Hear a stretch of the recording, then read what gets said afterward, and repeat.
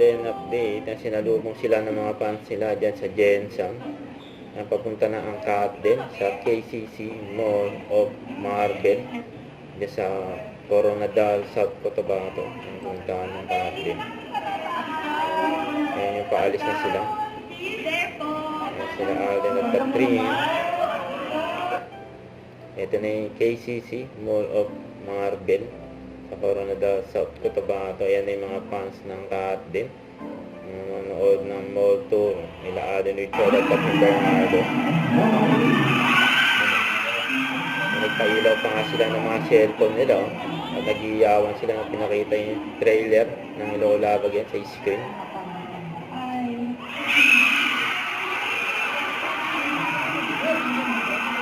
Excited na sila makita nila ang update.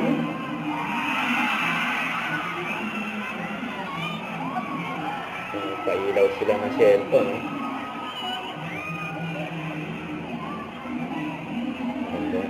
Lawak ng mall to. Tapos ito naman sa Jensen, KCC Mall of Jensen. Ayan yung mga fans ng Captain, nakapila na.